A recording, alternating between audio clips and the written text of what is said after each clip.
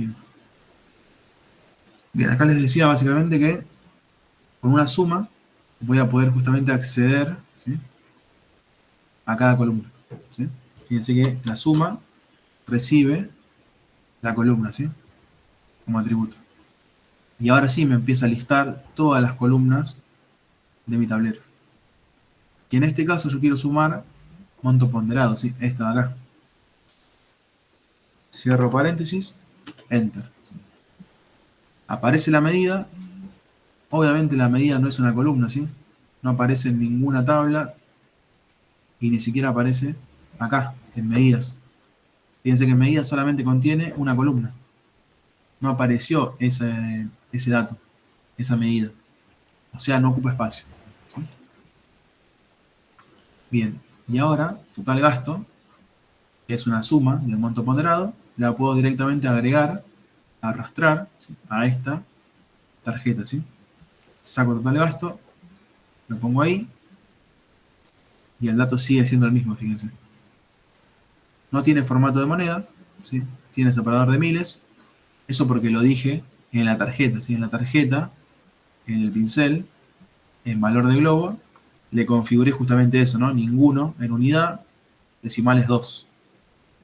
Por eso le dio esa estructura, digamos. Pero la medida tiene formato general, no tiene formato de moneda. Es numérico, obviamente, pero no es una moneda. Eso lo pueden cambiar acá. Le ponen moneda, le da el formato de moneda y acá le pueden poner 0 decimales.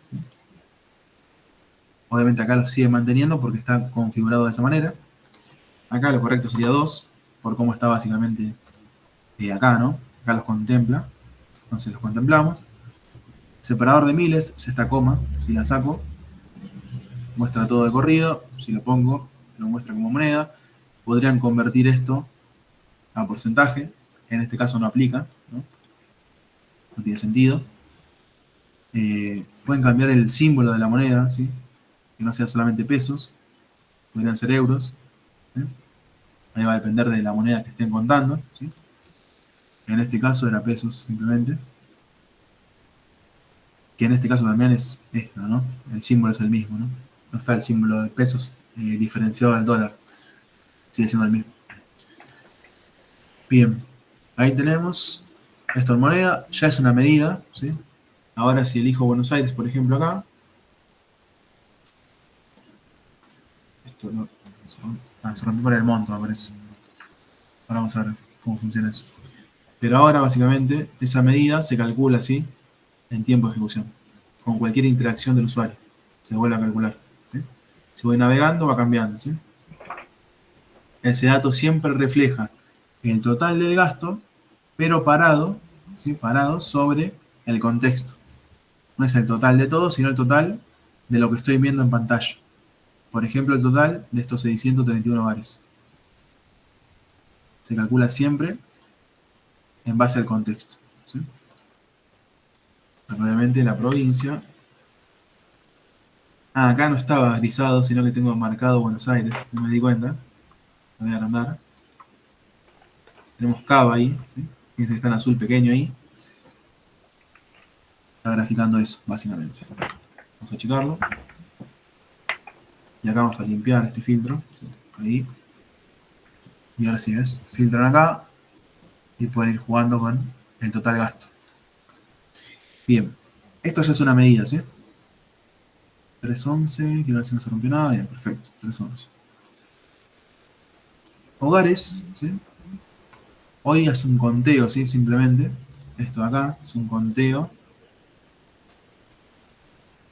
de hogares de la columna ID. Esto también tranquilamente lo podemos replicar así como una medida. Lo voy a hacer rápido. Si tienen alguna duda me interrumpen, no hay problema. Es una medida. Esto va a ser total hogares. Ahora acá, ¿qué harían ustedes si quiero contar los hogares? Les voy a mostrar un poco en la tabla, así como está hecha. Es esta de acá. Básicamente un hogar se identifica por esta columna. ¿Sí?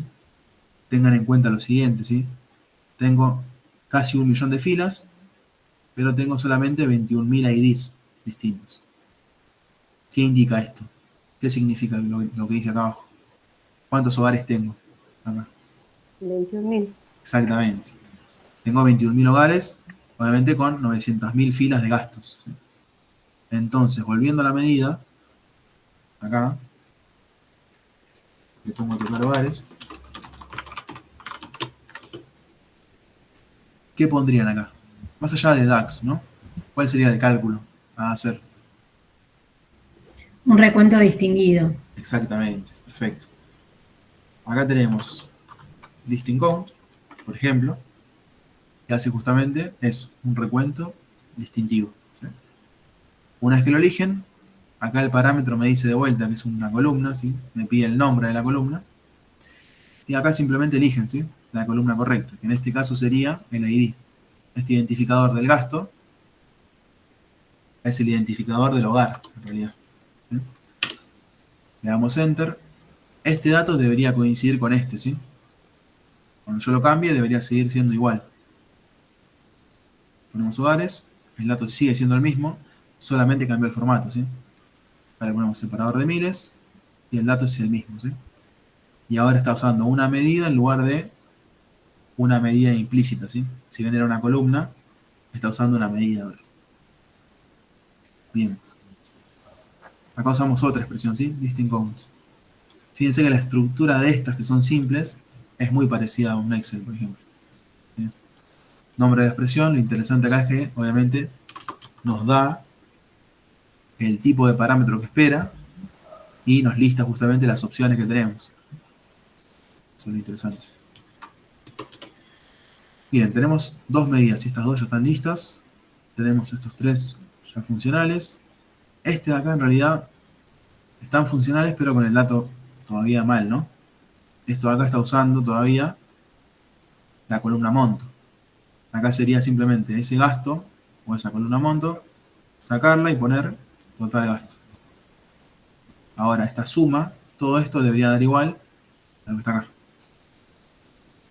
Si yo filtro acá, coincide este número con este.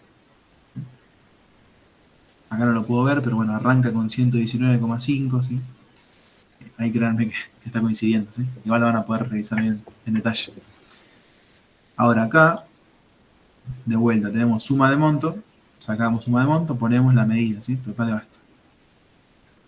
Acá obviamente vamos a ordenarlo distinto, vamos a poner que saque lo blanco.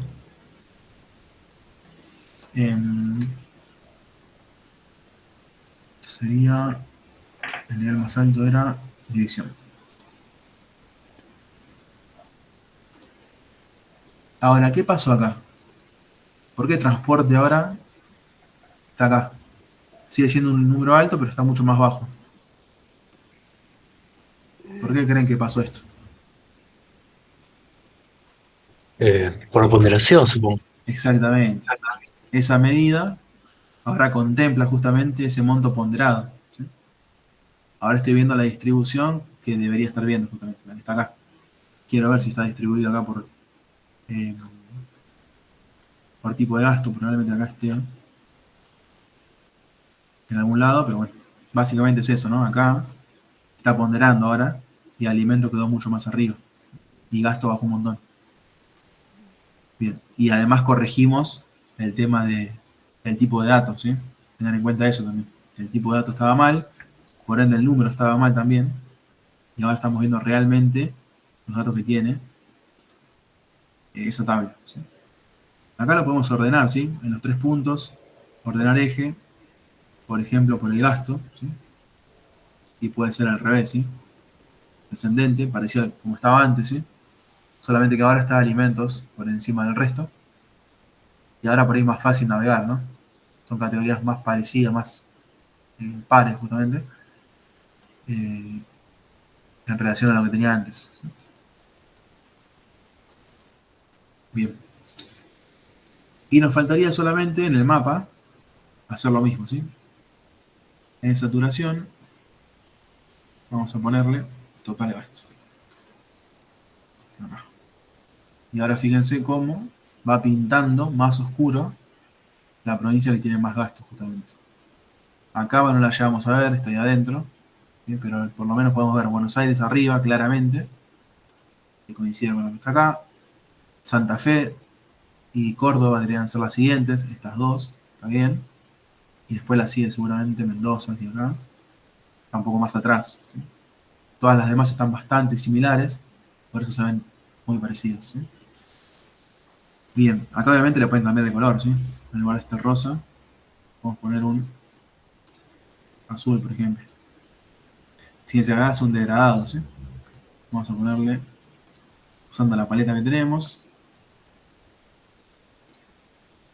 algo así, por ejemplo. ¿Sí? Bien, y ahora sí está teniendo en cuenta bien ese monto, ¿sí? Lo más oscuro, mayor gasto. De vuelta acá, filtrando, va a ir cambiando, obviamente, ¿sí? ¿Sí? Son cambios menores, pero va cambiando. Bien. Nos quedaría solamente. Sí, sí. Sí, ¿tenés la posibilidad cuando se dan en estos casos situaciones donde hay como mucha diferencia entre una jurisdicción y el resto, aplicar ciertos gradientes como para que de pronto, pues vos ahí ves el resto del país, salvo algunas provincias, y está como prácticamente todo igual, ¿no? Exactamente. O sea, como una distribución quintílica o algo por el estilo. Tranquilamente. Vos acá, obviamente de estadística conocen mucho más ustedes que yo, eso seguro, pero acá en esta tabla ustedes podrían agregar, por ejemplo, una columna adicional que les permita a ustedes ir jugando con ese monto, ¿sí? De alguna manera, y poder ordenarlo diferente acá, ¿sí? Eso es cuestión de ustedes de determinar ese parámetro adicional, ¿sí? Ya sea en la medida, acá, que en lugar de hacer una suma solamente, incluya algo más, o directamente en la tabla esta de acá agregar un dato más. Pero sí se puede, obviamente. Acá solamente es una suma, ¿sí? Es una suma del gasto. Por ende, en este caso en particular, los datos están así. Y fíjate que todo esto está muy similar. Desde acá, de hecho, todo esto lo muestra muy igual. Esto por ahí lo resalta un poquito y obviamente se ve muchísima diferencia con Buenos Aires. Pero sí, lo que decís podríamos tranquilamente. Claro, sí, sí, sí, por ejemplo, normalizando esa distribución. Ok, Claro, gracias. sí, totalmente. Sí, sí. Bien. Bueno, nos quedan dos tarjetas, ¿sí? Esta de acá y esta de acá, que básicamente van a ser dos indicadores más adicionales. Podemos pensar, por ejemplo, ¿sí? Y acá el gasto promedio de cada hogar, gasto promedio por hogar sería. Esto obviamente, esta tabla es anual, si es una encuesta anual, por ende me gustaría por ahí verlo mensual, no, tener acá un número por lo menos aproximado del gasto mensual por hogar, ¿sí? Y eso obviamente lo podemos hacer con una medida, ¿sí? No sería lo correcto acá venir a crear una columna, porque no van a poder, va a ser mucho más complicado, y hacer directamente una medida que calcule eso y que dependiendo del filtro me muestre un valor u otro. Vamos a ir por ese camino primero. Voy a crearla. Acá va a ser ese gasto promedio por hogar. Ahora, si quiero el gasto promedio por hogar, ¿qué cálculo podríamos poner acá? En base a lo que tenemos, a lo que conocemos, de los datos, ¿por dónde irían ustedes?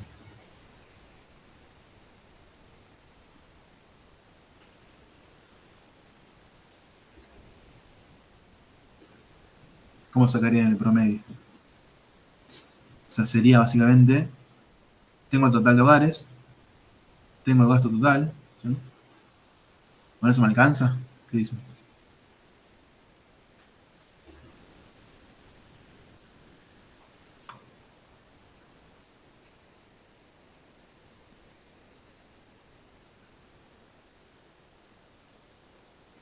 ¿Qué les parece?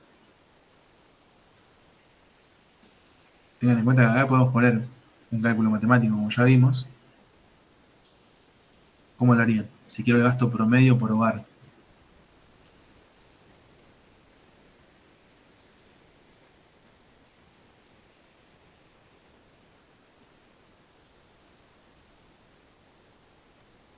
Acá podría, por ejemplo, ¿no? total gasto, fíjense que una medida pasa a ser como un atributo adicional, ¿sí? Esta medida la puedo reutilizar en otra medida. Yo creo una medida que es total gasto, esta de acá, y esa medida que me saca la suma, esto, básicamente, lo puedo usar como un cálculo intermedio en otra medida. Entonces, con el total de gasto, si quiero el total por hogar, ¿qué debería hacerle a ese total gasto? Lo podés dividir por la cantidad de hogares. Exactamente. Y O acá sea, se total puede hogares. hacer interactuar las medidas también. Exactamente. Por eso justamente las creé a propósito, porque ustedes acá podrían usar la suma del campo directamente, pero acá ese campo no lo pueden sumar. O sea, deberían poner suma en cada lugar donde usen esa medida. Acá en el lugar de eso, acá creamos una única medida y ese dato lo reutilizamos en cualquier medida que use total gasto, por ejemplo. O sea, lo que no podía poner ahí es la suma de la columna, no entendí esa parte. No, podrías poner, o sea, no puedes poner monto ponderado solo, podrías Mm. poner suma de monto ponderado, que va a Ah, funcionar ok, exactamente igual, pero imagínate que tengo 20 medidas y tengo que hacer la suma 20 veces, o sea, escribir claro, esto 20 veces, por ahí me conviene esa lógica, ponerla directamente en una medida aparte y acá poner total gasto solamente. listo. Este caso igual es muy, muy simple, fíjense que total gasto solamente es una suma, pero imagínense el ejemplo que mencionó el compañero. Acá tengo otro parámetro adicional, entonces en ese caso debería estar copiando y pegando todo eso, todo ese cálculo, que puede ser mucho más complejo, en cada medida donde se use, que no sería muy, muy eficiente. En este caso, simplemente lo defino una vez, ya sé que el total gasto se define de esta manera. Si un día me piden filtrarlo de alguna manera, lo filtro solamente acá y todo lo demás va a seguir funcionando. Y acá solamente hago referencia a esa medida, ¿sí? Fíjense que la estructura cambió ahora. Si tengo nombre de la medida y acá tengo solamente entre corchetes el nombre de la otra medida. No hace referencia a ninguna tabla. Si yo le doy enter a esto, ya se guardó en esta tarjeta de acá. Voy a copiar y pegar esta. La vamos a poner acá. Y acá voy a poner gasto promedio, ¿sí? Ahora, este gasto promedio, que no lo dije, pero bueno, es un monto, ¿no? Es el monto. Le voy a poner moneda. ¿Qué representa? Este 14 millones.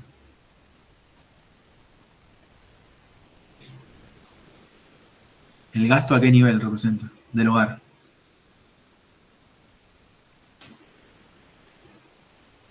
Per cápita, ¿no? En realidad, tengan en cuenta que la encuesta justamente es anual, por ende, este dato está Ah, mostrando justamente eso, el gasto anual por hogar. bueno, Y si quisiera ver el mensual, ¿qué le podemos hacer a esto? Obviamente va a ser aproximado, pero sí, dividirlo por 12. claro, acá lo dividimos por 12. Yo acá le pondría, para que quede un poco más claro. Acá como en matemática pueden ir jugando con paréntesis y va a respetar ese orden. Lo dividen por 12 y ahora me está dando el gasto promedio por hogar, pero mensual, ¿sí? Esto sería mensual, gasto promedio. eh,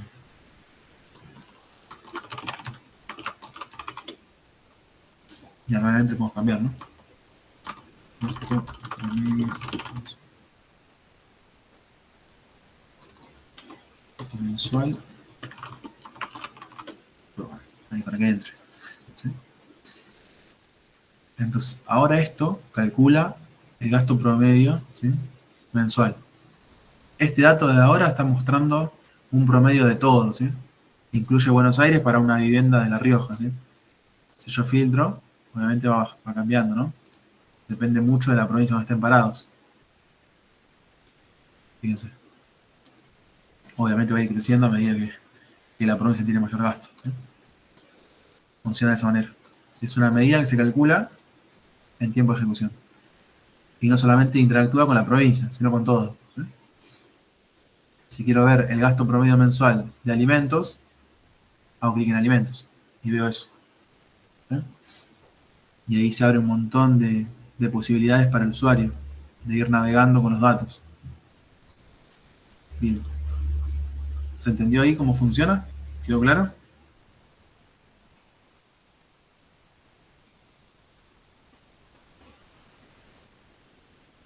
Bien. Y por último, voy a ir a la tabla, creo que estaba en gastos.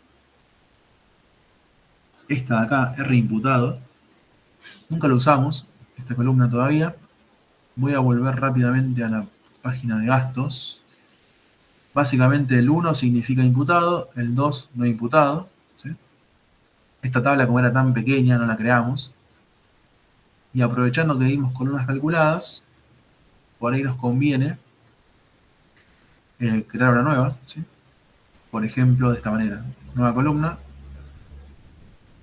Y acá, mi idea es, si el gasto, o si en realidad si R imputado es 1, que esta columna guarde un imputado. Si no, como son dos valores nomás, si no, que guarde no imputado. Es un poco lo que está acá, ¿no? Imputado o no imputado. En lugar de tener el número, que no me dice mucho, si no me meto acá no me dice mucho este número, prefiero tener este dato, ¿sí? Imputado o no imputado. Para usarlo como filtro, como segmento, ¿sí?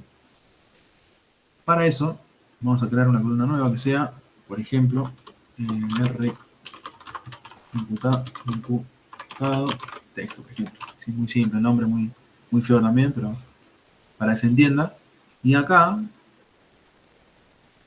no sé qué tanta experiencia tienen con lenguajes de programación, pero acá también puedo poner lógica, ¿sí? Por ejemplo, decisiones. Por ejemplo, un if. ¿Sí? Por ahí en Excel lo vieron un montón esto, ¿sí? También. Por ejemplo, si se cumple una condición, ¿sí? Va a probar esto. Si se cumple, le va a poner este valor, o sea, el segundo parámetro lo va a guardar ahí, en la columna. Si no, va a poner el otro. ¿Sí? Es un poco lo que queremos lograr, justamente. Y acá sería, si R imputado, si la columna esa es igual a 1, acá sin comillas porque es un número, si no me equivoco, vamos a verlo, a ver si funciona bien. Pero básicamente, si este dato es igual a 1, coma, resultado verdadero. Muy parecido a Excel, ¿sí? Y acá, si es verdadero, le vamos a poner imputado. Ahora sí, entre comillas. Coma sería el caso falso, no imputado. Le damos Enter y ahora, básicamente, calculó para cada fila ese dato, ¿sí? Y ahora tengo dos columnas calculadas, esta y esta. Si expando, tengo dos secciones, ¿sí? Imputado es esto, no imputado es la otra. Ahora, este dato ya es como cualquier otro, lo puedo usar como filtro, por ejemplo. Lo voy a poner acá muy feo simplemente para que probemos, no lo voy a dejar.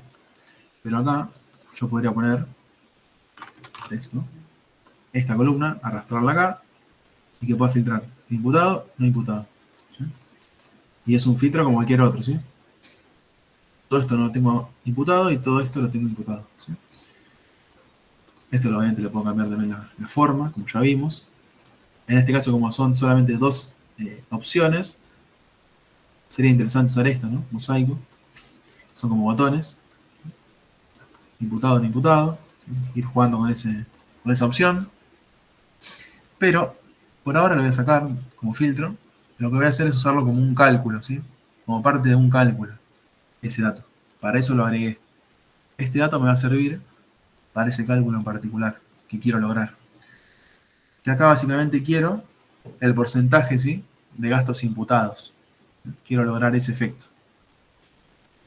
Acá sí voy a mostrar un porcentaje, ¿sí? Está en formato porcentaje. Para eso voy a ir a la tabla medidas, esta de acá, nueva medida. Como nombre le voy a poner porcentaje gastos imputados. Fíjense que puedo usar el porcentaje como nombre, ¿sí? Acá, obviamente, hay reglas para poner nombres o buenas prácticas. Mi recomendación es que sigan una cierta lógica. Si usan espacios, que respeten los espacios.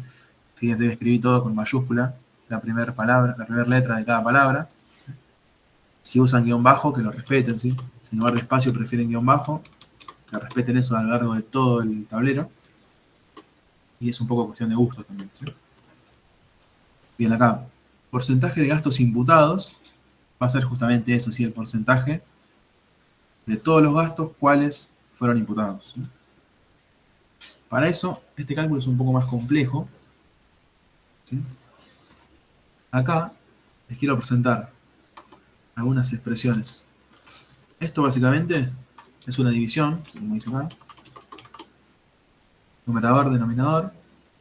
Es lo mismo que poner una barra, ¿sí? Como hicimos en el otro. Con la única diferencia que salva, como dice acá, los casos donde el divisor es 0, ¿sí? O sea, si el divisor es 0, no va a dar error esto. En cambio, si ponen la barra, sí. Si ponen esto y tienen un 0 del otro lado, va a tener un error, ¿sí? En este caso en particular, siempre es recomendado usar esta, ¿no?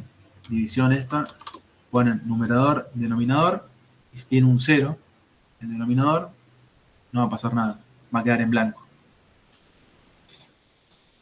Bien, acá lo que quiero lograr es, básicamente, contar de la tabla gastos aquellos gastos imputados y sacar el promedio justamente, o el porcentaje, de ese número respecto al total de gastos, ¿sí? Para eso voy a escribir esta expresión y la vamos a analizar bien, ¿sí? Va a entrar en juego calculate. Esta probablemente sea la expresión más importante, ¿sí? De Power BI, que es calculate. De hecho voy a poner solamente calculate al principio. Fíjense, recibe una expresión. Acá por expresión imagínense una suma, un promedio, ¿sí? Una agregación, una expresión de esa manera. Por ejemplo, la que pusimos en total gasto, ¿sí? Por ejemplo, algo como esto, ¿sí? También algo como esto, ¿sí? Una expresión, básicamente. Esa expresión, además de eso, justamente, por ejemplo, una suma de monto, nos permite en el segundo parámetro, que es opcional, poner un filtro, ¿sí? Decirle a Power BI que sume, pero teniendo en cuenta determinadas condiciones, ¿sí? Que en este caso justamente aplica bien, porque mi condición es que sea imputado el gasto. Quiero tener el porcentaje de gastos imputados, no de todo. Entonces, esa condición de ahí es básicamente que la columna imputado texto diga imputado, ¿sí? Básicamente, pasándolo en limpio. Que sería algo como esto, ¿no? Quiero básicamente contar filas, que lo puedo hacer con esta expresión de acá. Esto cuenta filas. Obviamente le tengo que decir qué tabla. Fíjense que si lo abro, me pide una tabla. Mi tabla es gastos, esto de acá. Entonces calculate va a contar filas ante determinado contexto. Y el contexto justamente es que el gasto, ¿sí?, esté imputado. O sea que esta columna de acá, su valor sea imputado. Entonces, esta expresión va a ir fila por fila, ¿sí?, y va a decir, ¿vos estás imputado? No. Entonces no te cuento. Vos sí, te cuento, ¿sí? Hace eso básicamente, ¿sí? Si yo guardo esto, obviamente va a funcionar como un contador. No va a ser este cálculo que dice acá. Solamente quiero mostrarles. Voy a copiarme esto. Lo voy a poner acá. Acá reemplazamos, ponemos esto de acá. Y acá tenemos el contador que les digo, ¿no? Vamos a poner el formato, no hace falta porque lo vamos a cambiar. Pero básicamente fue a contar, ¿no? Vino acá, a la tabla principal. Imagínense como que aplicó un filtro, ¿sí?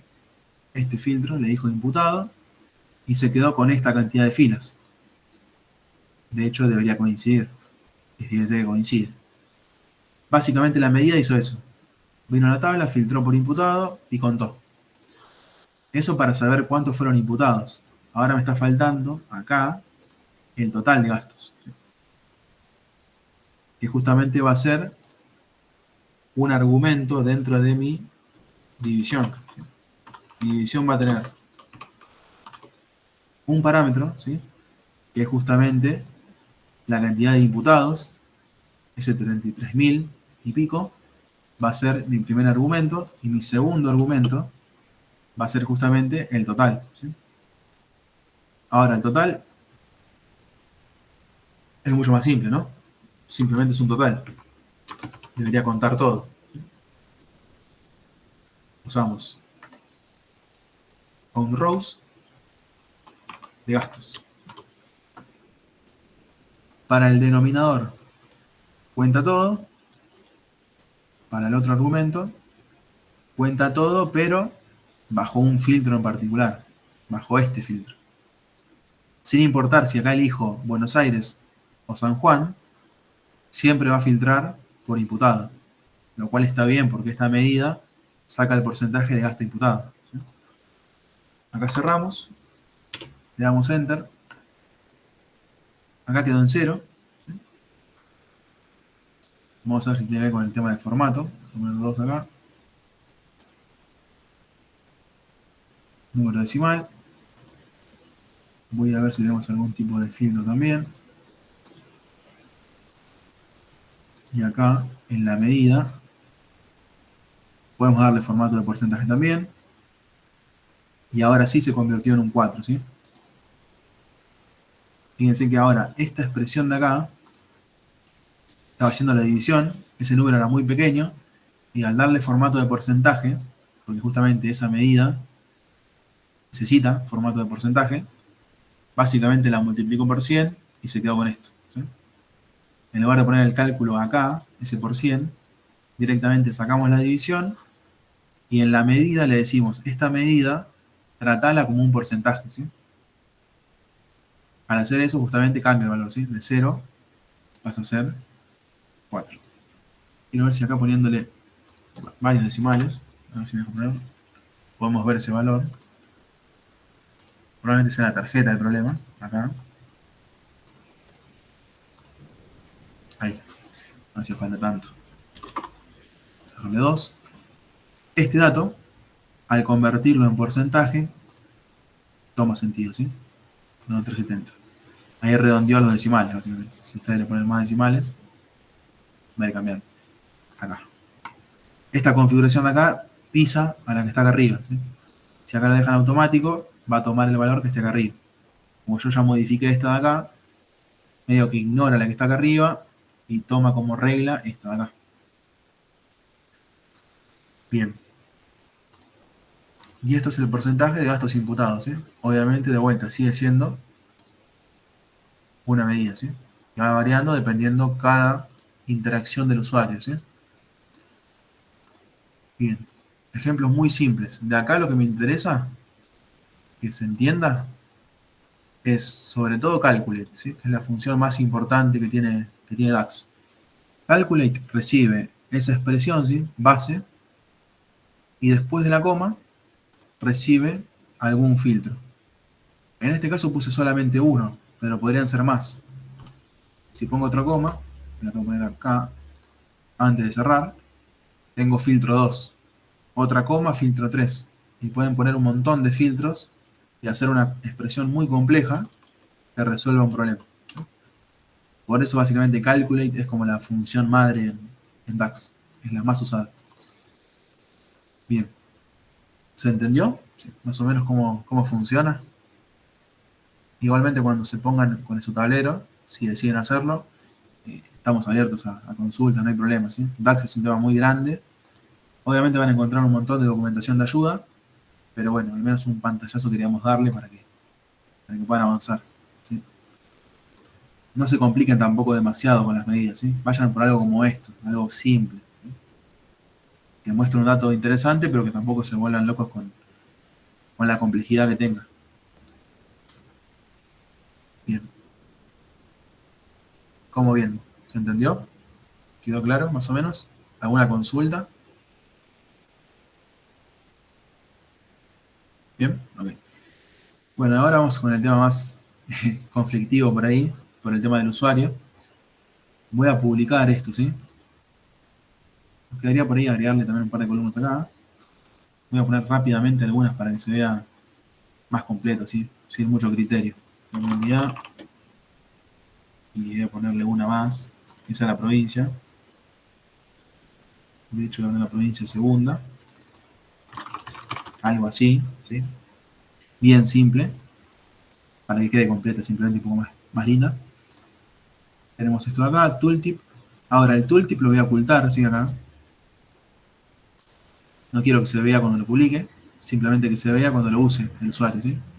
Recuerden que la idea cuando publiquemos esto era que solamente el usuario vea el menú principal.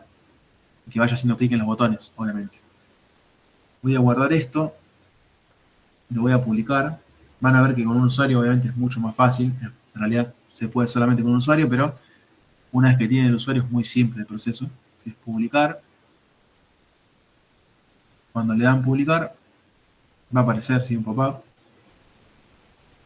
Van a aparecer áreas de trabajo, por ejemplo esta de demo, le dan seleccionar y se publica. Tan simple como eso. Ahora, si el tablero este existe, ya publicado, imagínense que tienen una versión previa y lo quieren reemplazar, ahora vamos a ver lo que pasa, ¿sí? Primero vamos a ver publicarlo por primera vez, vamos a ver cómo se ve en el servicio de Power BI, que es esto que tengo acá. Esto básicamente es el área de trabajo, ¿sí? De Fabric en este caso. Como les dije al principio del curso, Fabric incluye a Power BI, ¿sí? Acá está Fabric, está Power BI. Fíjense que en el área de trabajo, Demo Fabric, acaba de aparecer el informe. Y tengo dos componentes, ¿sí? Yo solamente exporté o publiqué el tablero. Esto de acá, ¿sí? El tablero. Y Power BI envió al servicio dos componentes. El informe, o sea, el tablero, ¿sí? Lo que está acá. Y el modelo semántico. El modelo semántico básicamente es lo que está acá, este modelo. Este modelo quedó publicado también en la web o en el servicio, ¿sí? De Power BI. Si yo abro esto, voy a poder ver el modelo, ¿sí? Mis tablas acá, y si lo quiero ver más en detalle, hago clic en abrir modelo semántico y acá lo veo, ¿sí? Lo puedo ver solamente como lectura o lo puedo editar, ¿sí? Acá. Ahí se convierte por primera vez y por única vez y lo pueden ver. Como si estuvieran en Power BI acá, lo pueden ver también en la web, ¿sí? Pueden agregar columnas también, ¿sí? Fíjense que el editor sigue siendo muy parecido a lo que teníamos acá, ¿sí? Bien, acá lo que quería mostrarles no era el modelo, sino el tablero, ¿sí? Este tablero de acá. Este tablero en particular es justamente el que publiqué, ¿sí? Lo vamos a abrir, fíjense cómo se ve, ¿sí? Acá a la izquierda, si ustedes no ocultan las páginas, estas páginas de acá no las ocultan, el usuario va a ver las páginas, ¿sí? Va a ver general acá, detalles, tooltip, y va a poder hacer clic, obviamente. Como la idea justamente era un menú que me permitiese ir navegando, directamente solamente se ve el menú y obviamente los botones permiten la navegación. Esto ya está publicado, ¿sí? Fíjense que se ve muy similar. Obviamente la diferencia es que ahora solamente con el clic puedo interactuar, ¿sí? Fíjense cómo es mucho más simple la navegación. Detalles, clic derecho, obtener detalles, detalle, y me lleva a la tabla, filtrada obviamente. Volvemos al menú. Vamos a general de vuelta. Tenemos el filtro, vamos a poner provincia Buenos Aires. Cerrar menú. Tenemos Buenos Aires seleccionada, ¿sí? Así se ve publicado. También se puede hacer pantalla completa, ¿sí? Así se vería, ¿sí? Así se vería pantalla completa. Sigue siendo lo mismo la navegación, ¿sí? Voy a cerrar acá con el clic solamente. Activando previamente eso, vamos a poder ir profundizando, ¿sí? Alimentos, bebida no alcohólica, ¿sí? Podemos ir navegando entre cada nivel. Acá puede ser un poquito más lento, obviamente. Está en la web, que es lo que teníamos en escritorio. Tengan en cuenta que el otro estaba en memoria de la máquina. Era mucho más rápido, pero funciona bastante fluido igual. Bien. Bien. ¿Alguna duda con la publicación? Vieron que fue muy simple, obviamente con la salvedad del tema del usuario, ¿sí? Teniendo un usuario, la publicación es muy simple. Ahora, voy a hacer una modificación, cualquier cosa, ¿sí? De hecho, voy a borrar de vuelta y voy a publicar, sin tocar nada. Publicar, guardamos. De vuelta a Demo Fabric, seleccionar. Lo está publicando, pero como ya existe, aparece esto ahora. Esta alerta para que básicamente indicarle a Power BI si desean reemplazarlo, ¿sí? En este caso en particular, sí, lo reemplazamos, publica de vuelta y va a estar publicado en el servicio. Es tan simple como eso, ¿sí? Acá algo importante, si ustedes le cambian el nombre al informe, o sea, si lo publicaron con este nombre, clase 3, y después le ponen clase 4 y lo publican de vuelta, acá lo van a haber publicado dos veces, ¿sí? Clase 3 y clase 4. Son dos tableros distintos. Ahí toma como referencia Power BI el nombre, siempre. Eso para que lo tengan en cuenta. Acá ya se publicó, entendido. Vamos a actualizar rápidamente acá.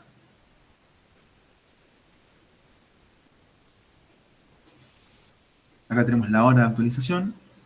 Y por último, acá en el servicio, hay un montón de opciones, ¿sí? Un montón de configuraciones. Tengan en cuenta que esto es para justamente administrar el acceso al área de trabajo.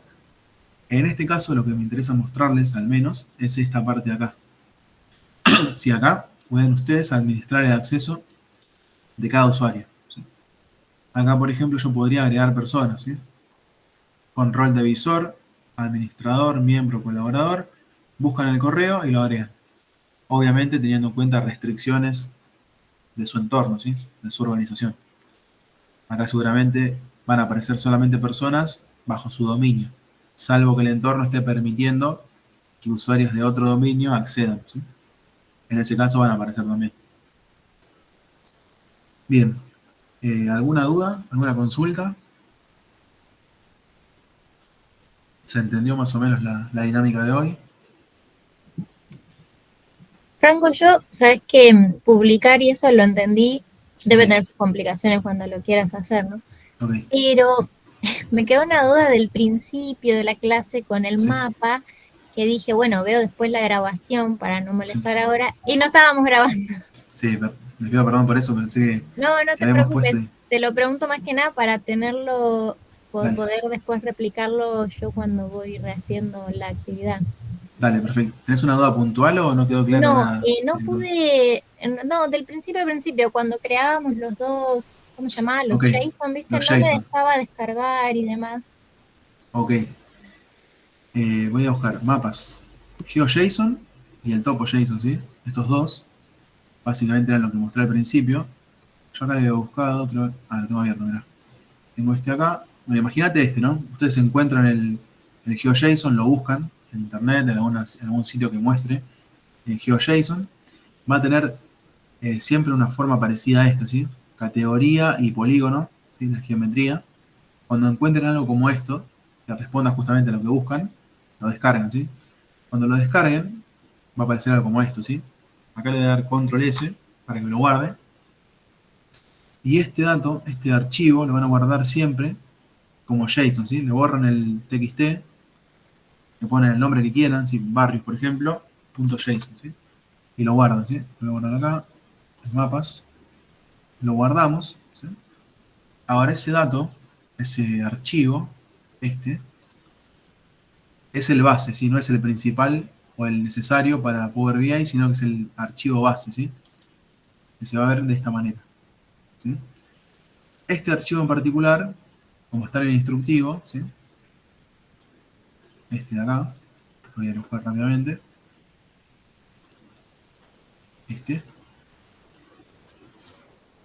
ese archivo cuando lo consigan, si tienen problemas para conseguirlo, nos escriben, lo buscamos, no hay problema. Tampoco se vuelvan locos con un archivo muy complejo, ¿sí? Pero básicamente es buscar ese GeoJSON, buscarlo con ese nombre, ya sea Cava GeoJSON, que está acá igual, ya se los compartí, Argentina GeoJSON, Departamento GeoJSON, lo buscan de esa manera y lo van a encontrar seguramente. Si no lo encuentran, nos avisan. Una vez que lo tengan, ese archivo GeoJSON, van a esta página, por ejemplo, o buscan otra. Yo probé este y anduvo bastante bien. Van acá, básicamente lo seleccionan, ¿sí? Acá seleccionan el GeoJSON, ¿sí? El que descargué recién, básicamente, este de barrios. Lo van a ver de esta manera. Si acá no ven nada, seguramente hay algo mal, ¿sí? Si acá lo ven, está perfecto. Obviamente validen que coincida con la forma que esperan. Esto es Cava, está perfecto. Ahora, una vez que tengo Cava, o la visual que ustedes quieran, lo pueden exportar, ¿sí? Acá lo exportan y lo convierten a topo.json. En lugar de GeoJSON lo convierten a topo.json y le dan exportar. Todo esto que estoy diciendo está en el instructivo, ¿sí? Para que quede claro. Lo doy a exportar y acá lo guardan de vuelta, ¿no? Mismo nombre, o le ponen otro, barrios topo, por ejemplo, pero también lo guardan como JSON, ¿sí? Importante. Misma extensión. Sigue siendo un JSON. Solamente cambian el nombre para identificarlo después.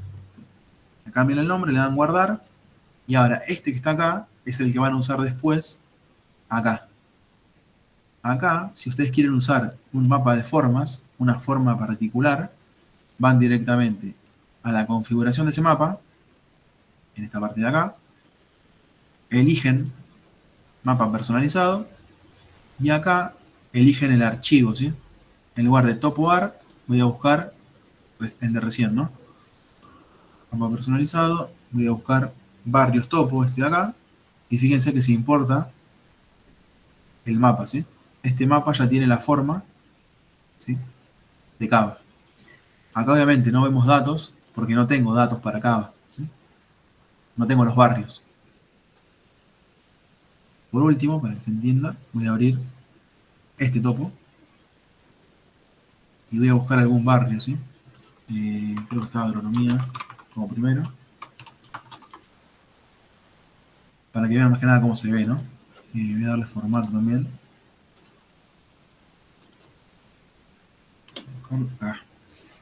Agronomía, fíjense que se muestra de esta manera, ¿sí? Nos dice que es un barrio y este nombre es lo que va a usar después para identificarlo, ¿sí?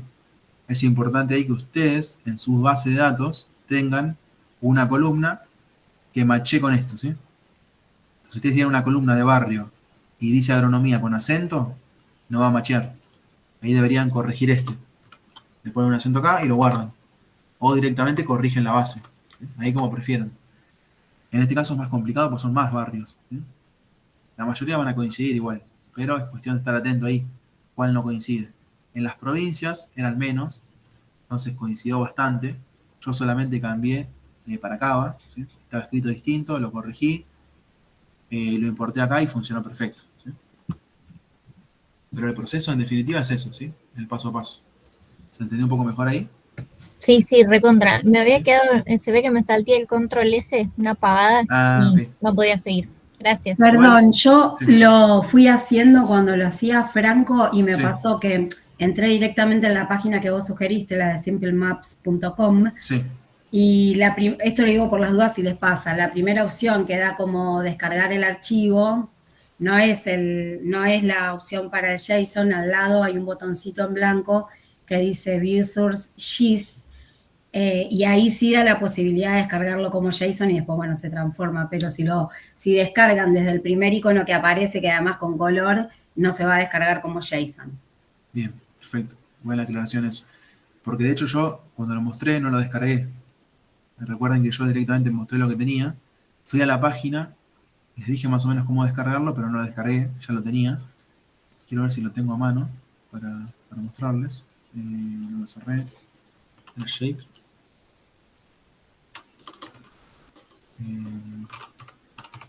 Voy a buscar. Voy a estar rápido. Creo que era esta. Este de acá, lo que dicen ahí en buenísimo. Este de acá decís que no te lo descarga como GeoJSON, digamos. No, claro, yo cuando entré puse directamente Argentina y lo primero que me apareció, no fue esa, no fue la de Ok. GeoJSON, por eso digo, Ok. me salió otra, entonces cliqueando en View Source JIS sí me apareció. Bien, Claro, vos ahí perfecto. entraste directo, yo no entré entré a simplemaps.com y ahí busqué Argentina. Ahí te entendí, perfecto. Sí, yo les pasé directamente el enlace base, digamos, como referencia, y fui directamente de Argentina. ¿Sí? Está buena esta página porque tiene un montón de mapas, no solamente de Argentina, entonces por eso lo puse. Pero sí, yo para el ejemplo fui directamente al de Argentina y acá sí, cuando lleguen acá sí pueden directamente descargarlo. Perfecto, ahí que quede claro eso. Esta página tiene un montón de contenido, lo pueden ir buscando lo que necesiten. En este caso en particular yo usé este. ¿Sí? Bien. ¿Alguna otra consulta? ¿Quedó claro? Acá apóyense mucho en esto, ¿sí? Acá está bastante completo, lo hice al detalle para que se entiendan. Si se les complica con algo, nos escriben, ¿sí? Obvio. Estamos a disposición para eso, para ayudarlos. Está bueno que agreguen algún mapa si pueden, porque es una buena práctica, o sea, está bueno como para que les quede. Es un tipo de gráfico que se usa mucho y le suma mucho valor al tablero. Así que si pueden, apunten a hacerlo y si se traban con algo, nos avisan. Si no renieguen mucho, intenten por ustedes, pero después si se complican mucho, nos escriben y los ¿Cómo nos ayudamos. podemos comunicar con ustedes, Franco? ¿Dónde está el mail? Entiendo que por el aula nos pueden escribir, la verdad no lo usé Porque para eso. nunca usé mucho el aula y medio que me pierdo, pero sí. Allí en la sección equipo docente, si todavía no lo incorporé, voy a incorporar un correo de cada uno de nosotros Ok, para que puedan escribirnos, porque además no es el campus virtual habitual nuestro y capaz que nos escriben por ahí, Franco, y no lo vemos. Exactamente. Les comparto el correo que trabajamos en conjunto. La idea un poco es esa, ¿no? Lo que planteaba Franco, traten de experimentar, ¿sí? Si bien es una certificación adicional, no es obligatorio el dashboard. Me parece que este tipo de cuestiones se terminan de internalizar a partir de la experimentación. No hay muchas, no hay otra forma. Están los videos, están las clases, tenemos más material también grabado de videos asincrónicos de otros cursos que también les podemos facilitar.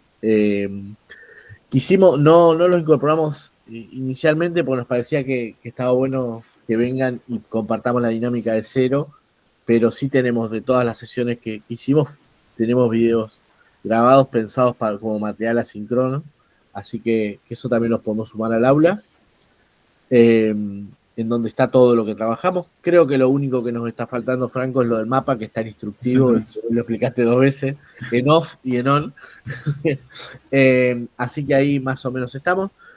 El tiempo propuesto, decía 31 de noviembre, Naila nos hizo ver que noviembre por suerte trae 30 días.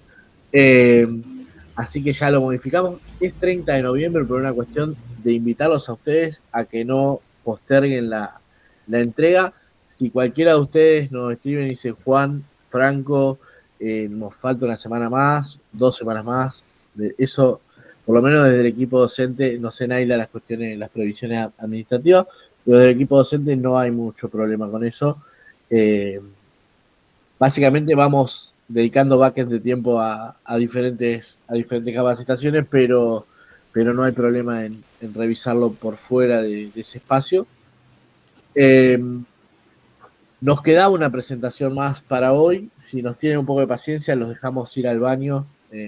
Volvemos el 25 y trabajamos algunas últimas cuestiones de buenas prácticas en visualizaciones y algunas cuestiones éticas que fundamentalmente en organismos gubernamentales es súper importante tener en cuenta. Pero bueno, todo lo que tenía que ver con la sesión de Power BI ya la han trascendido, ya hemos terminado, así que te agradezco, Franco, súper clara la explicación.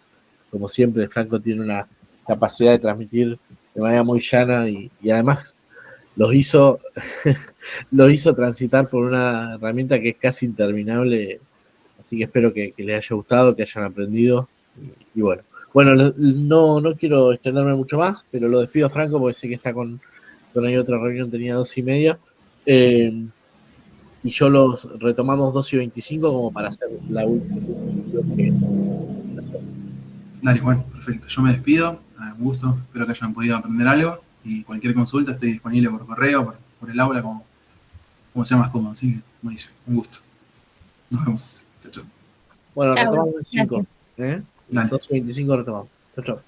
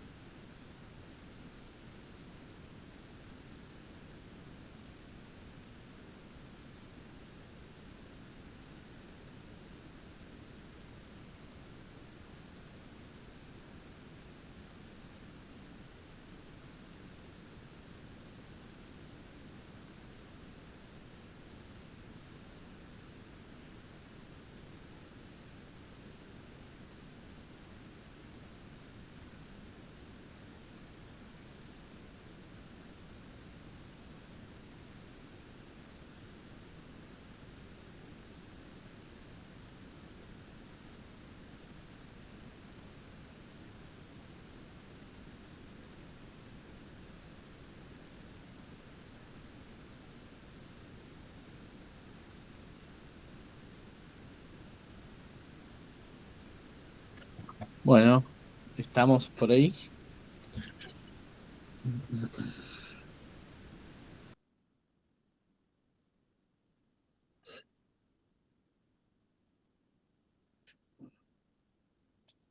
Les quería mostrar algo antes de empezar.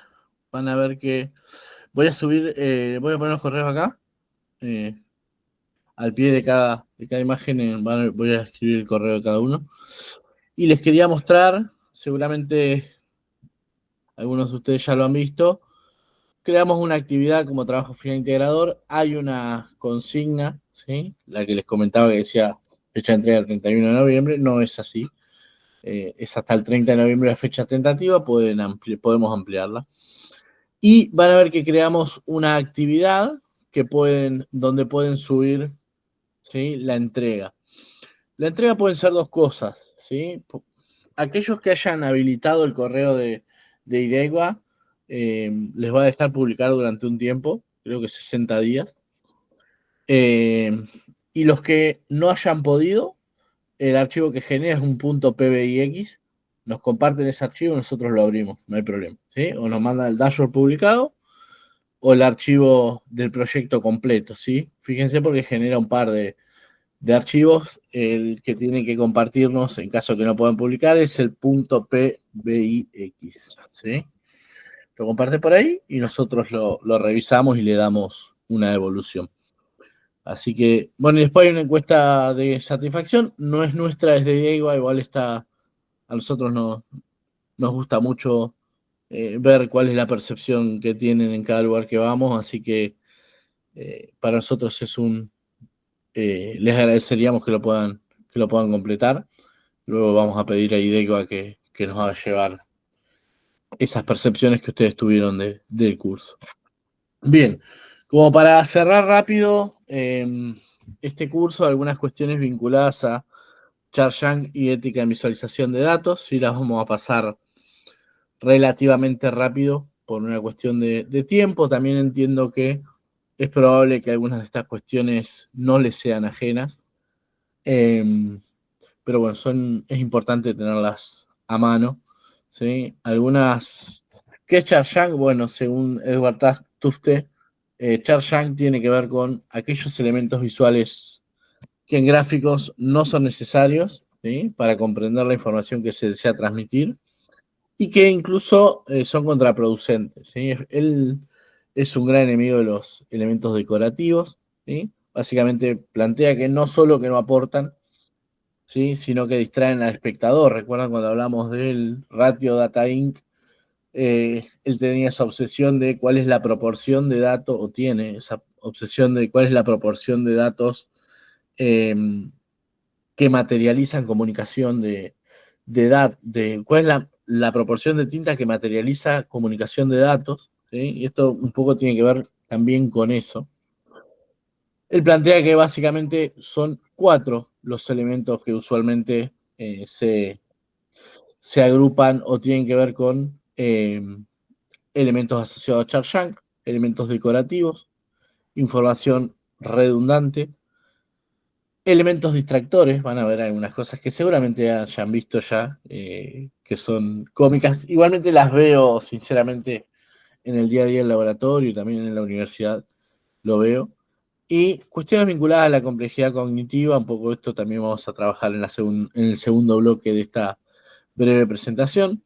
Cuando habla de elementos decorativos, habla de justamente, ¿no?, la comunicación de información a partir de marcas, ¿sí?, del alfabeto o canales visuales, que no son necesarios, que de alguna manera intentan mejorar la estética de la visual, pero confunden, ¿sí?, o distorsionan la percepción de lo que se quiere comunicar. Acá ven una visual que salió en una revista real, es súper interesante porque lo que plantea básicamente son las cuestiones de innovación en los sistemas de comunicación de distintas marcas de autos y la innovación en términos de los sistemas de asistencia a manejo de diferentes marcas de autos. Claro, es algo que probablemente con un gráfico de barras apiladas o de barras de a 2 series por marca, uno podría comunicarlo tranquilamente, sin más marcas textuales o canales visuales, y sin embargo, por esta cuestión que se pretende estética, es bastante difícil relacionar, ¿sí?, la marca visual en torno al tamaño con la marca de la empresa, ¿no?, automotriz, e incluso las series que hacen a la innovación de los sistemas de comunicación y a la serie que hace a la innovación en términos de sistema de asistencia al manejo, ¿sí? Es decir, por hacer prevalecer una cuestión vinculada a lo decorativo, se confunde bastante la cuestión vinculada a la comunicación, que es lo esencial. Visualizar es comunicar, dice Cairo, y eso es un poco la idea. De hecho, igual tiene otros problemas esta visualización. Si uno se toma un tiempito más para verlo, van a ver que hay marcas, ¿sí?, o canales visuales asociados al tamaño que están juntas para algunas automatrices, para otros están salteados, ¿sí? Ahí tiene unos cuantos problemas la visual, pero nos viene bien para reforzar esta idea de Charles Yang. Otra cuestión son los elementos decorativos, ¿sí? En general, vieron que cuando trabajamos en el segundo encuentro con algunos conceptos de visualización asociada al diseño, y cuando Franco les compartió el template, bueno, es un template más vale simple, ¿sí?, minimalista, y la realidad es que eso no es casual, sino que tiene que ver con no sobrecargar, ¿sí?, no generar una sobrecarga cognitiva, es lo que se denomina, no confundir la fuerza atencional de las personas y tratar de desplegar visuales claras que se entiendan y que permitan al espectador entender a simple vista lo que se quiere comunicar.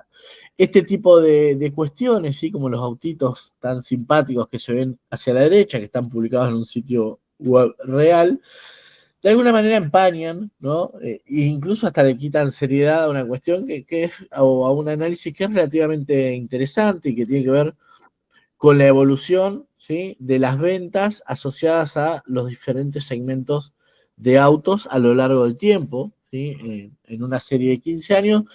Es imposible, no sé si a ustedes pasa lo mismo, pero que nuestra vista no esté fijada en esos 3 autitos, es bastante difícil ir siguiendo las series asociadas a ese progreso, ¿no? Otra cuestión tiene que ver con información redundante, ¿no? Es decir, tenía otra de Power BI. Información redundante, es decir, siempre menos es más. No tiene tanto sentido incorporar este tipo de malas prácticas asociadas a colores fuertes, diferentes tonalidades de colores para algo que no es necesario, ¿sí? E incluso hacer un poco lo que charlábamos hace 2 semanas, utilizar el color solo para aquellas marcas que queremos priorizar, ¿no es cierto? Eso es un poco la idea. Hablando de elementos distractores, fíjense, esto tiene que ver con una visual que estuvo publicada, no recuerdo bien en qué revista, pero una revista súper conocida de Estados Unidos que tenía que ver o que medía la evolución de los costos de campañas políticas, por eso decía los costos monstruosos de la política, y lo que hacen un elemento distractor, el monstruo, ¿sí? A nadie o cuesta darse cuenta que en realidad los dientes están graficando, visualizando esta serie, ¿sí? Más allá de una cuestión de seriedad, tiene que ver también con una cuestión de uno no termina haciendo foco en la serie, ¿sí? En este caso pasa lo mismo, más allá de todas las cuestiones asociadas ahí a la cuestión de género, hay una cuestión en la imagen que ya de por sí es repudiable, ¿no? Bueno, el tema de la complejidad cognitiva, ¿sí? Esto un poco lo hablábamos ya yendo a Power BI, esto de menos es más, ¿sí? Si tenemos tanta información para mostrar asociada a un tema, lo mejor quizás sea incorporar múltiples páginas, ¿sí? Esos colores tan pesados de fondo nunca tienen demasiado sentido.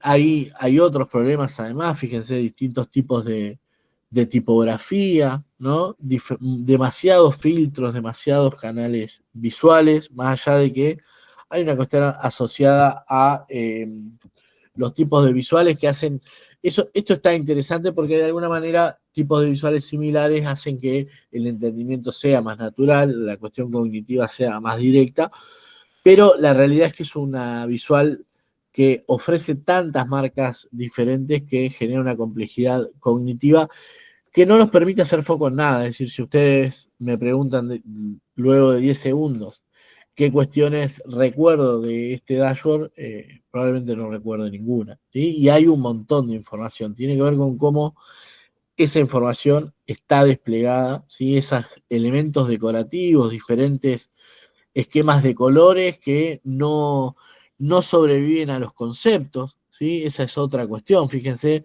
este color naranja acá está asociado a un concepto y acá está asociado a otro diferente. Hay claramente diferentes, más de una paleta de colores en este dashboard, ¿sí? Cuestiones que son básicas, pero que luego no se tienen tan en cuenta y terminamos teniendo resultados como esto. Este sombreado súper fuerte también.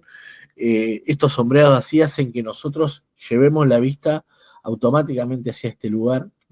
Más allá de que, fíjense, la manera en la cual están desplegados los distintos elementos del dashboard, un poco coinciden con las recomendaciones que planteábamos, con mayor nivel de detalle hacia abajo, con los filtros hacia la derecha, las métricas hacia arriba. La verdad es que los colores hacen lo propio para que sea un dashboard bastante confuso, ¿no?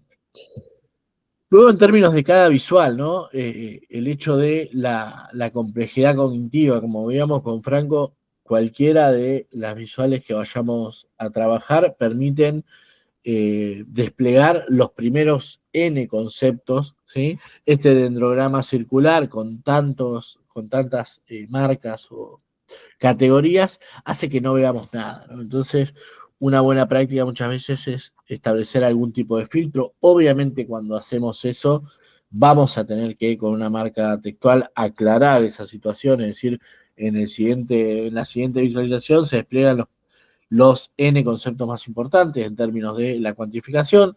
En general, esa marca textual debiera tener un gris tenue que no llame más la atención que la visual en sí mismo, pero que sea lo suficientemente visible como para no caer en una cuestión ética asociada al no mostrar la totalidad de la evidencia, como dice Tuster. Bueno, algunas estrategias para evitar el chayang, una sistematización por lo menos de ellas, tratar de maximizar, ¿no?, la proporción de tinta asociada a la comunicación de información, ¿sí? Preservar el contexto de los datos, es decir, no incorporar demasiados adornos, sí, más vale aprovechar los esfuerzos en mantener títulos claros, el rango de los ejes, ¿sí? Y a mí, por lo menos, yo soy bastante amante de las visuales con un minimalismo extremo, me parece que son o aportan estética en sí mismo, ¿no?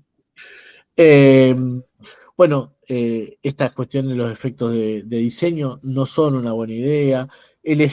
Tratar de elegir la visual que mejor transmita lo que queremos mostrar, el patrón que queremos mostrar.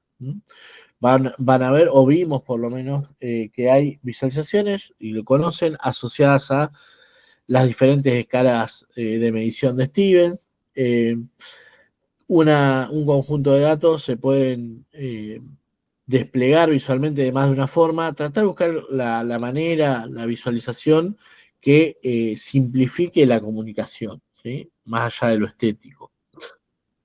También evitar la redundancia innecesaria, es decir, cada concepto con una marca alcanza, ¿sí? Solo tener en cuenta la cuestión del color, ¿sí? En el color no solo alcanza el color para diferenciar una marca, sino que tengan en cuenta también que esa marca sea diferenciable por intensidad del color, fundamentalmente por una cuestión de accesibilidad para los problemas para las personas que tengan algún tipo de problema o de enfermedad asociada a la accesibilidad visual.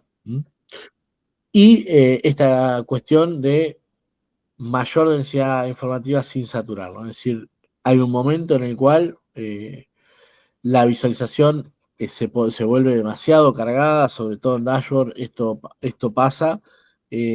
No van a pecar si separan en diferentes páginas esa misma información que necesitan desplegar. También hay una pregunta inicial, la que la trabajamos hace 2 semanas, asociado a qué es lo que quiero comunicar y si todas las visuales que yo estoy desplegando son necesarias para comunicar lo que intento comunicar. ¿Sí? Son algunas cuestiones vinculadas al Cruikshank en visualizaciones y a que les quede esta semilla del minimalismo extremo de que menos es más y de que la tinta tiene que estar asociada fuertemente a la comunicación de insights, de información y no a elementos decorativos. Luego, desde el punto de vista de la ética, hasta ahí vamos bien. Voy rápido porque nos quedan 18 minutos, pero ¿se entiende más o menos? Cualquier cosa me paran igual. Yo no tengo drama en quedarme más, pero es más que nada por respetar el tiempo de la capacitación. En términos de ética en las visualizaciones, es un tema en sí mismo. Hay un libro muy bonito de Alberto Cairo y bastante actual, es de 2019, que se llama Cómo mentir con una visualización o cuando una visualización miente, en donde habla de un conjunto de elementos o de una forma de complementar los canales visuales del alfabeto gráfico que hacen que seamos capaces de confundir con una visualización, pero confundir no de manera casual, sino de manera buscada, ¿no? Y eso tiene que ver con la ética que plasmamos cuando plasmamos visualizaciones. Incorporamos con Franco un conjunto de 10 casos en donde nos parece que hay que tener el eje puesto o el ojo puesto en la ética, que tienen que ver con este libro de Alberto Cairo, que les recomiendo, de Pero una mirada, está muy interesante. Sabrán cómo conseguirlo, si hay canales legales y no legales para conseguirlo. Y también este blog que se llama Policy Biz, de un periodista súper conocido, en donde incorpora también una entrada del blog súper interesante que se llama 10 caminos para engañar con visualizaciones. También tomamos de ahí algunos casos que son súper, súper interesantes. El primero, cuestión ética, tiene que ver con los gráficos de torta que no conforman el 100%, y eso puede pasar por 2 cuestiones, ¿sí? Una cuestión técnica, como la que ven hacia arriba a la derecha. ¿Por qué digo técnico? Porque ahí se está utilizando un gráfico de composición para, en realidad, ¿sí? Plasmar una serie que la totalidad no llega, no conforma el 100%. ¿Por qué? Porque tiene que ver con cuáles son los gustos que más te gustan de pizza, y bueno, quien les habla seguramente habrá tildado más de uno de esos gustos de pizza, con lo cual eso no genera un 100%, por lo menos en la forma en la cual está plasmada la serie. Y luego desde otro punto de vista, desde el punto de vista en el cual escondemos, ¿sí?, alguna de las categorías, ya sea por una cuestión intencional, lo cual sería bastante grave, y a veces también nos pasa por una cuestión técnica asociada al tamaño, la magnitud de algunas de las series. Es decir, tengan cuidado con este tipo de cosas. Siempre es una buena idea incorporar una clasificación otras para agrupar las categorías minoritarias, ¿sí? Y no dejar de lado ninguna de esas categorías. Un poco transitaron por algo parecido en la primera clase con Franco, cuando aparecía solo una de las categorías. Bueno, eso muchas veces nos va a pasar, tiene que ver con las magnitudes, por eso uno que ya tiene el ojo entrenado se da cuenta de esas cosas. Luego, utilizar desde lo técnico, cuando nos pasan cosas como esto, utilizar visuales que tengan que ver con el objetivo de visualización. Nosotros inicialmente les mostramos, hay un esquema súper conocido de un investigador italiano en donde, en función del objetivo de visualización, uno va eligiendo qué tipo de visual escoge o despliega. Bueno, si vamos a mostrar una serie que no tiene que ver con una parte del todo, una composición, no usemos un gráfico de torta, por ejemplo, ¿no? Otra cuestión que también tiene que ver con el Cruikshank, pero que muchas veces se usa para esconder, son las visuales con relieve o en 3D, ¿sí? Son visuales que, si uno tiene la capacidad, lo que hace es llevar la serie que no quiere mostrar hacia atrás, ¿sí? En un lugar en el cual lo tapen las series anteriores y genera el efecto que desee, ¿no? Eso es claramente un problema asociado a la ética. Acá hay dos problemas en realidad, uno asociado a la ética y otro asociado a la estética, ¿sí? Es decir, Tufte condenaría esta visual no solo por la cuestión ética, sino por la estética.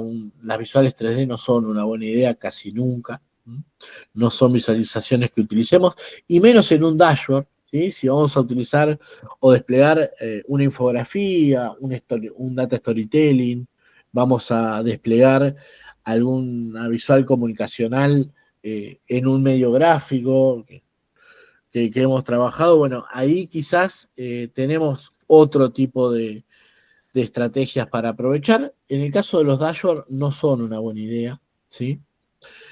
Porque en general lo que sucede es que se oculta una parte de los gráficos, se exageran las series que se priorizan hacia los primeros planos, ¿sí? Y además, la verdad es que, por lo menos para mí, no tiene ningún sentido estético.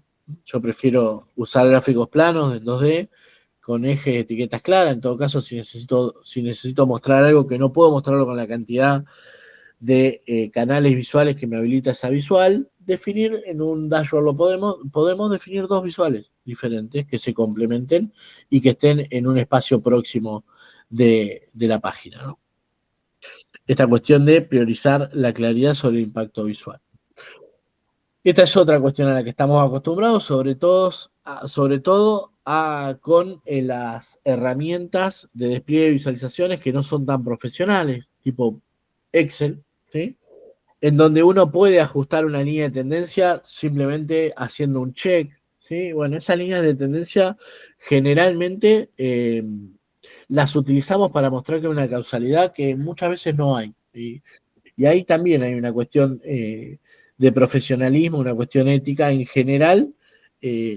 No digo que no sea buena idea mostrar una línea de tendencia sobre un scatter plot cuando hay un mecanismo o hay una causalidad, pero en general es una buena práctica definir tanto la fórmula, ¿sí? De esa línea de tendencia, ya sea lineal, ya sea cuadrática, el exponente que fuere, y también alguna métrica asociada, ¿sí?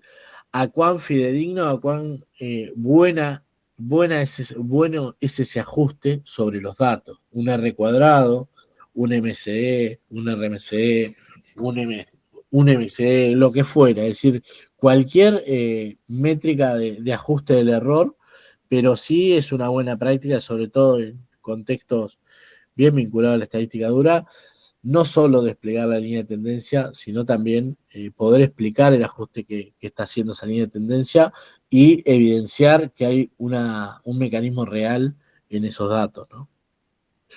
Si no hay un patrón significativo, incorporar una línea de tendencia, que siempre va a haber una tendencia. Es decir, si usted activa la línea de tendencia en Excel, en Power BI, en donde fuere, y lo dejan así sin más, siempre va a encontrar una tendencia. En general no va a encontrar una línea constante, pero bueno, hay que ver qué tan bueno es ese ajuste, ¿no?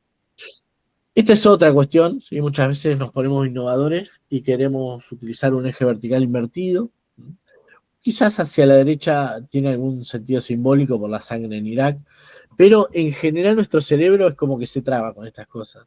Uno espera que el valor mayor esté en el tamaño, ¿sí? En el valor más alto, asociado, decíamos, a un eje vertical con una medida de magnitud. Y claro, acá en realidad donde vemos el punto más alto es en realidad el punto más bajo, y de donde vemos el punto más bajo es el punto más alto. En general, no digo que siempre sea así, pero en general un eje vertical invertido no es una buena idea porque hay algo en lo que tenemos preaprendido que choca con lo que intenta comunicar este tipo de visualizaciones, ¿no? Bueno, el hecho de las comparaciones engañosas. Acá vemos una visual a la derecha de un político que publicó en Twitter, ¿sí? Tendría que haber puesto el tweet directamente, vieron que hubo, sobre todo hace algunos años, unos poquitos años, algún resurgimiento de dudas vinculadas al espacio, a la forma en la cual la forma que tiene nuestro planeta, cuestiones súper raras, y también algunas voces que de alguna manera intentan plantear algo que es evidente, que es el calentamiento global. Este es un tuit de un político americano, en donde solo usando parte de la evidencia intentaba mostrar que acá hay ciertas, si en el último tiempo planteaba en ese tuit, tendría que haberlo puesto, después lo cambio, había un cierto amesetamiento, ¿sí?, del calentamiento global. Claramente lo que no tenía tan en cuenta este político americano es que la serie y el nivel de maduración o de evolución del calentamiento global requiere de un análisis bastante más complejo que el de los últimos 8 o 10 años, y si uno ve la serie claramente hay una tendencia, ¿sí? También hay efectos, ¿no? Pero no importa, más allá de que el calentamiento global es algo que nos atañe a todos, la cuestión de analizar toda la evidencia, no solo una parte de la evidencia, no solo la parte que nos conviene, ¿sí?, sino más bien analizar toda la evidencia. Ahí hay una cuestión o de no entendimiento técnico del problema o ético, ¿sí? Si nosotros nos amparamos solo en una parte de la serie, en la parte que nos conviene para generar nuestras interpretaciones, hay una cuestión ética. ¿Sí? Esta cuestión también, ¿no? Vinculada a, no digo no se pueden usar los porcentajes, los usamos muchísimo, de hecho nosotros trabajamos con comportamiento poblacional y lo usamos mucho, pero el hecho de usar porcentajes, los porcentajes tienen que estar anclados generalmente a los valores absolutos, ¿sí?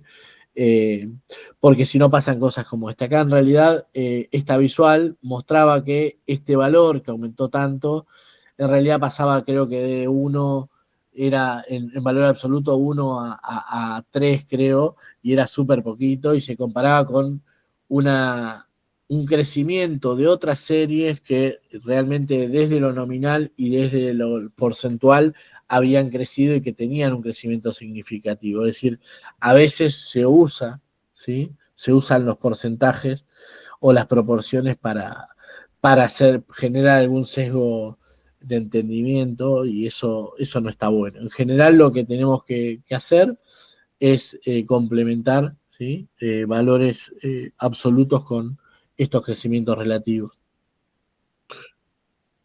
El tema de los mapas, ¿sí? Esta es otra de las cuestiones. En general, cuando trabajemos con mapas, no es una buena idea, como pasa acá, utilizar colores sobre discretizaciones de variables continuas, ¿sí?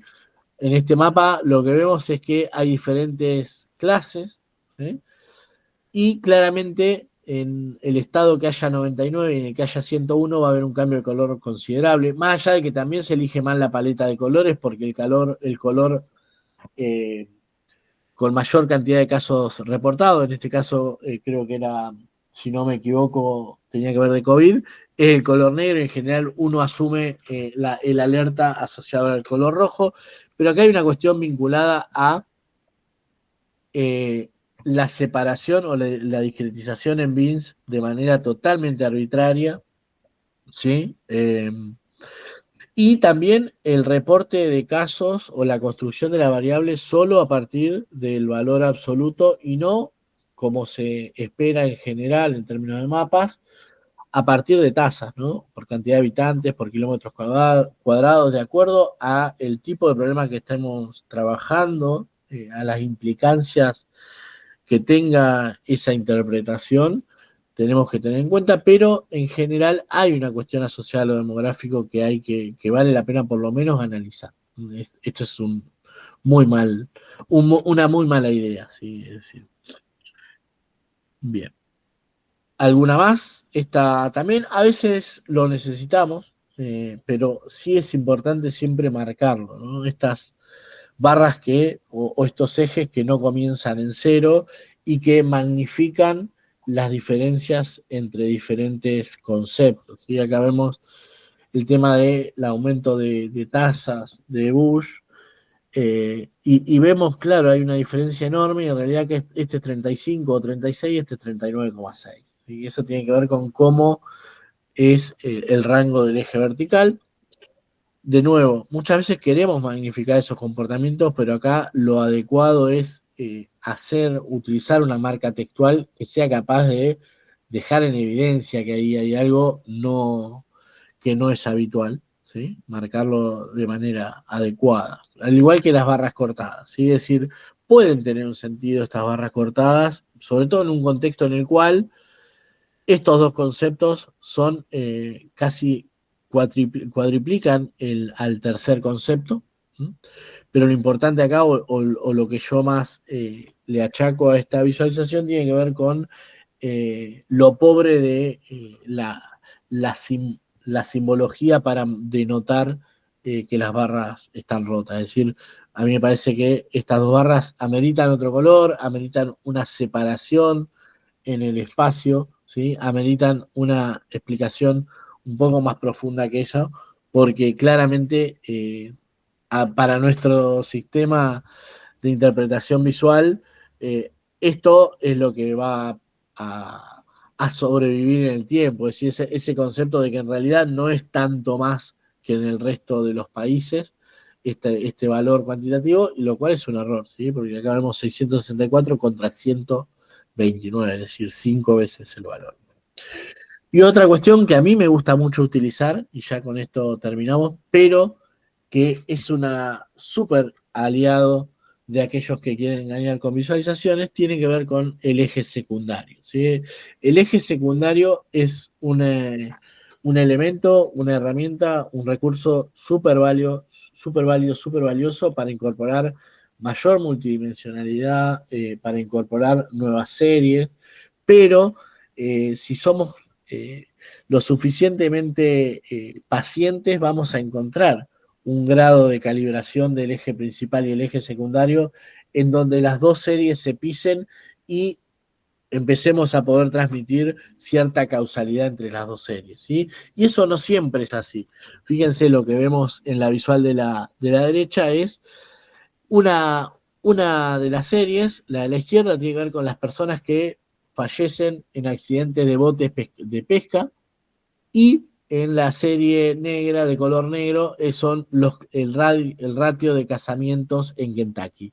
Es decir, claramente el aprovechamiento del eje principal y el eje secundario hace, ¿sí? O permite hacer trascender de que hay una vinculación entre esos dos conceptos, y la vinculación no está, ¿no es cierto? Es decir, ahí hay una cuestión de ética y de qué queremos transmitir y de que apoya lo que queremos transmitir, que no está tan bueno, ¿no? Esa es solo una mirada. Como les digo, el eje secundario es un eje que en general es un concepto, una herramienta que yo uso bastante, pero que también se presta a malos entendidos si queremos aprovecharlo para fines no éticos, ¿no? Bien, eso es un poco lo que teníamos para mostrar muy rápidamente, ¿sí? Como para terminar en horario 12:59, por lo menos acá en Luján. Así que bueno, no sé si hay alguna duda, y si no, bueno, quedar a la espera, a disposición para las dudas que surjan con el tablero, con Power BI. Contestará Franco, contestaré yo, pero bueno, la idea un poco es eso, ¿no? Que hayan podido incorporar algunos conceptos de Power BI, algunas herramientas, y también vincularlas con algunas cuestiones por ahí más profundas de conceptualizaciones, y espero que haya sido del agrado de ustedes, y que haya cubierto sus expectativas. Hasta acá llegamos, Naila. Muchas gracias. No, por favor. Bueno, Muchas gracias por el curso. muchas gracias. No tarden en subir la clase, por favor. No, ustedes saben que lo que sucede es que Meet tarda un tiempo en procesarla. Me la va a compartir mañana recién, o hoy, y ya después con tantas cosas se nos pasó, pero queda tranquila que entre mañana mismo la subo. No, ya ahora muy cuando intenso termino el acá, curso. bueno, me alegro. Cuando termino acá, subimos nuestros correos a la sección que les comenté.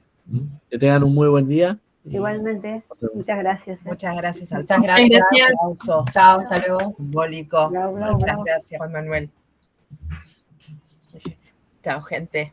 Chao, chao. Chao.